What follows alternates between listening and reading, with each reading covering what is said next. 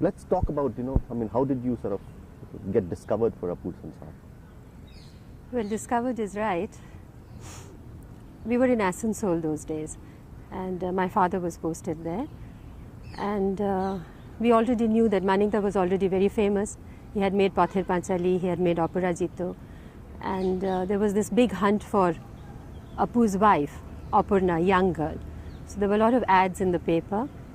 And one of my cousin in Asansol very jokingly said, "Why don't you apply?" So we laughed, and end of conversation, came back to Calcutta, and I was schooling there I was staying with my grandparents, and I used to go to Diocesan and back by bus every day. And one morning, rather afternoon, when I came back, a man met me at the doorstep and said, "What's your name?" So I got slightly nervous, and so he asked me my name. I told him. "What's your father's name? What's your telephone number?" At that point I got very nervous, but I was at the doorstep, so I was all right. And then I went, I told him. And then I think he contacted my parents. And anyway, Manikda had posted spies in front of all the schools. And they were following all these young people home. And thank God nobody was bashed up in the process. So my father, Manikda, spoke to my father, and he said it's all right, because by that time he was very famous. It was very prestigious thing, and the book Pather Panchali was widely read in Calcutta and very acclaimed. So all my father said was that do a proper screen test, and if you feel she's not up to it, for God's sake, don't take her. Don't make a fool of her or anything like that. So Manikda called me for a screen test. I went, and I stood there in front of the camera, and he said, "Turn right, look straight, look up, look down. Excellent, fine, cut." And that was it. And then I reported for work. Of course, I got a script beforehand. And I was 13, Ramesh, and I got a script. I got all my scenes in advance, every one of them. And then I reported for work. Did he talk to you about the character, or about what you were supposed to do? And when you first the first day you reported for work? Not the first day, but earlier he kept meeting me, and you know how intense his eyes are. He kept looking at me, but not once did he intimidate me or worry me or scare me. I wasn't at all. I was totally at ease. I called him Manikda, and his wife was Monkudi, and I was totally at ease. Only thing he said, "Don't wear skirts in front of me." And you look too young. Not very much, not in depth. He said, "Have you read the book?" I said, "Yes." Then he asked me, "Have you read the script, and do you have any questions?" So I said, "No." And that was that. And the first day he looked at me, he did my, supervise the makeup and all that, what I had to wear. Saris were personally selected by him. And that's it. What was the first day's scene? Can you talk about that, the first day? Yes, I remember that vividly. The first day's scene was when Apu brings his wife home to Calcutta for the first time. And the scene was that I enter the room and, enter my married life, for the first time. And the scene was, the first shot was that I was in, there was this closed door, and the camera was on the other side of the closed door. And I was behind the closed door with Soumitra. And it was Soumitra's first film also, but not his first days of shooting. So I was standing there, and Soumitra said, "Best of luck." So I said, "Thank you." And I heard Manikda's voice, camera, sound, enter.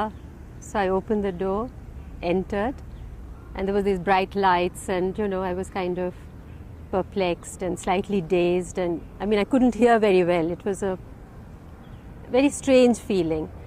And through all that, I heard Manikda's voice. Take one step forward, look up, look slightly towards your right. Excellent, wonderful. One more step, a little bit of a sigh, cut. Lovely, next shot. So that was it. And strangely, what I felt later was like how Aparna felt, and what I felt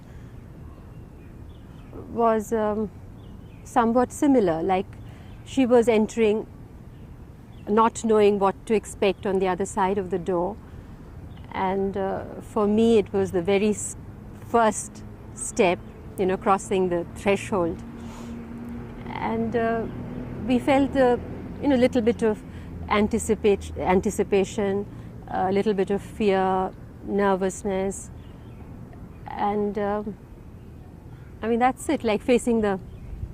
How was he to sort of after you first got initiated into that scene, and how was he to direct you? How did he explain to you the character, the nuance? Especially those little touches that he brought in. I still remember that scene, for instance, where you wake up the first morning after your marital night. Yes. How was that explained to you? How was that? He just explained the scene. Like he sat down in front of me, and he told me what to do. Just explain the scene. This is what's happening. I think he realized I was very young. He didn't confuse me with lot of details. That was in his head, and all he wanted me to execute, to perform, and actually not to worry too much about the details. I think he was right. I remember the first day. The scene that you're referring to. There was a few more dialogues, and I rehearsed, and then he called me aside. He said, "Rinku, I just perhaps you shouldn't speak so much. Let's slash. You don't mind, do you?" I said, "No, I don't mind at all." And so like that, he kept guiding me, and then he kept made me rehearse only a couple of times, not if that at all. Just perhaps often it was just one rehearsal and then take. I think later on at Nayak's stage or Shimabadhu's stage, he would explain, he would have a chat. But during Apur Sansar, there was hardly any, it was just no direction as such. It was just say that, "Rinku, this is the scene, and I want you to go to the door and just look back and say a few words and go out." And then I did it. And if he found there was something wrong, he would say, "Okay, don't look back," or "Close the door gently." That sort of thing. But not a character analysis or that particular scene. This is your night after, and therefore, nothing like that. There was a lot of sensitivity still in that. That whole yes. thing that he created. That scene became. Especially when he opens that cigarette packet. Can you explain the scene a little bit? Well, I remember it exactly, how I get up and then the knot, and then I come back and I sort of hit him gently, and that he said, "Don't hit him like that, it's looking very anglicized gesture. Hit him firmly." And then I go out, and then the chula, right? Yes? I haven't seen the film for a long time. That was Manikda's wedding present to us, Apur Sansar. And then the chula, then the railway track, right? Then I hear the train, then I come back. No, I don't come back. I'm doing it while he wakes up, and then he opens the cigarette packet and he looks and he sees and he smiles. And before that is the hairpin. That became, immediately the couple was endeared to the entire Bengali youth, I think. The world youth. The world youth, yes. And Aparna became everybody's... You did Apur Sansar, and I think the next film you did with him was Devi. That's right, yes. That's a character which again was, a bride who comes in, and yet here she goes under a psychological trauma. Yes. There is a... Yes. Can you talk a little about Devi and what it was, how you got that? Again, Ramesh, you must realize I was, Devi when I was 14, right? And now my perception is different. But at 14, my perception was entirely, I mean, it was like coming to work was meeting Shubroto. I used to call him Shubroto Kaku then, now I don't. And Purnenduda, and it was like family, Bhanu, Bhanuda, Anil Babu. It was, you know, and they would say, what do you want to eat? What do you want to drink? And I would just be there. Somebody would do my makeup, somebody, and I remember during Devi, Shubrotu, as usual, used to take hours lighting up, and I used to go to sleep. In that scene, you know, where when the mental breakup had already started, breakdown rather, had already started. And you remember the scene where the child comes in, the ball comes inside, and he's scared, and I call him, and he's terrified, and he runs away. So I used to sleep, and they used to wake me up, and I did my bit, and then went back to sleep again. And were you aware of the character, that you were playing a character who had a certain amount of, you know, was undergoing? No. Did the story hit you? No. Apur Sansar, the romance hit me.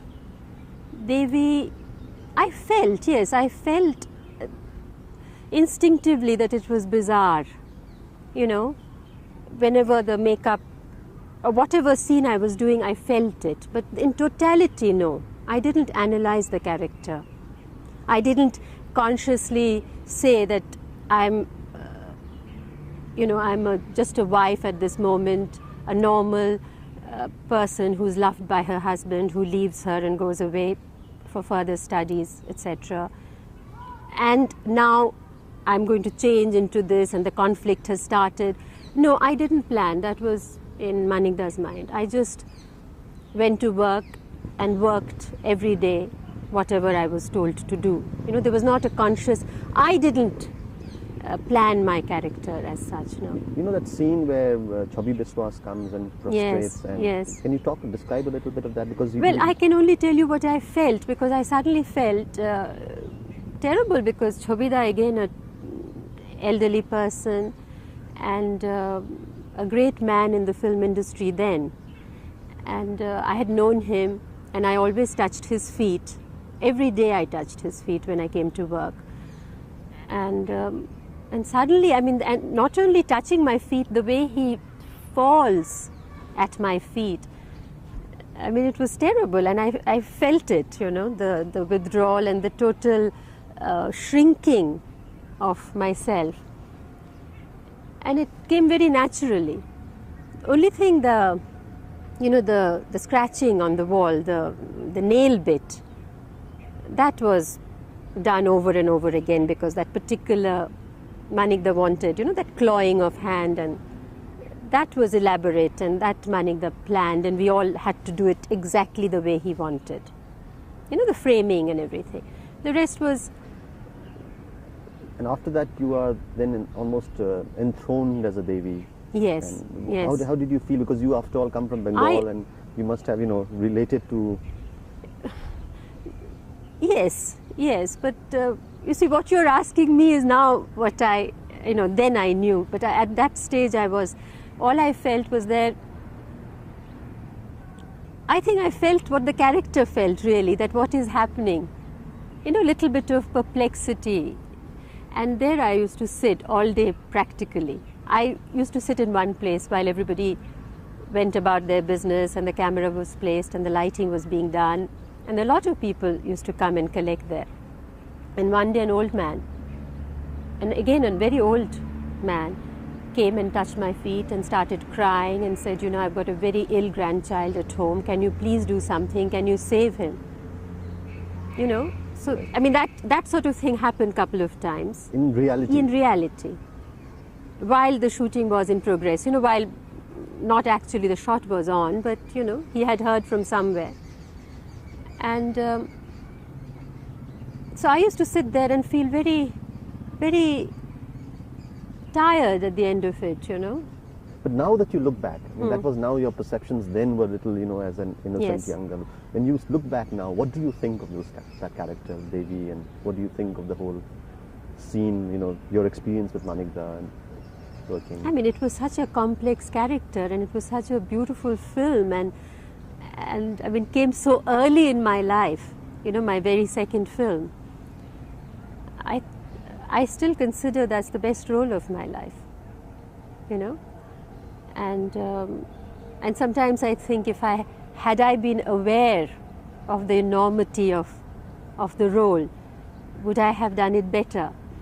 But I frankly think no. Now I understand the whole thing better, perhaps. But then I was more spontaneous, I was nearer the age. So what I'm trying to say is that Maningda's casting, he takes people who really suit the role. And in certain roles, he takes people who can perform also. I mean, where, like for instance, in Devi, Chobi Bishwash's role needed performance. So therefore he was taken. And Maningda drove him crazy because that particular scene, you know, when he's pacing up and down with those slokas and the dream sequence, and it took a lot out of Chobida. But he did it. I mean, it was beautiful to see them work together, Maningda and Chobi Bishwash, who came from a very traditional theatre background. And there were many clashes, but the net result was fantastic, you know. And let's talk a little about, say, you know, when the kind of you talked about his casting. Yes. Let's talk a little about Maningda now. Do you think that the Tagore influence, as everybody says, a great deal? You worked with him in so many films. Yes. What is your assessment of this, of the man? You know, it's. I've accepted Maningda as Maningda. I've never really tried to assess him, you know, as a person. And now that I think he understood Tagore, and I really feel I cannot judge him as such, Ramesh. You know, I really can't. But would you agree with an assessment that you know, he's sort of a Renaissance man, a man of such talent, you know, music, sketching? Absolutely. I mean, absolutely. I haven't worked with any director. I mean, he does everything himself. His scripting, the dialogues, the camera operation, the sets, costume, music, I mean everything. And the way he whistles, for instance, and even acting, you know, the way in Nayak, that scene, the last scene, the way he told Uttam how to, you know, I heard him say it and then Uttam did it. Uttam did it fantastically well, but not what I saw Maningda do. I mean, I've never met anybody with that kind of talent, who's so quiet, and you know, and with his intensity and his eyes, and especially when he directs children, the work he gets out of. And I have worked many times in other films with children, and how painful it is, you know, and how the directors cannot handle. And he every time first take okay. I mean, in Apur Sansar, Kajol, of course I didn't personally work with but I saw the work. And in Devi, that little fellow, in Aronet Din Ratri, that little fellow, I mean, they were brilliant. And you know, he would just sit down at their eye level, look at them, and just chat, and really not much explaining, just read out the scene and say, you know, I want you to do this, and always eye contact, you know. And they understood. And all the children in Maningda's film are so innocent and intelligent. You know, they are not just acting, but you know, they're so totally relaxed, and I haven't seen anybody in the films that I have worked take that kind of work out of a child. So, and in any other, like I've seen him work with total amateurs, like in Shima Baudha's party scene, for instance. And he just makes everybody relax, and when you see on the screen, I mean, it's brilliant. You'll think that it's fantastic acting. But it's just that he has been able to relax you to that extent where you are yourself and you're not actually acting. And that's what he wants.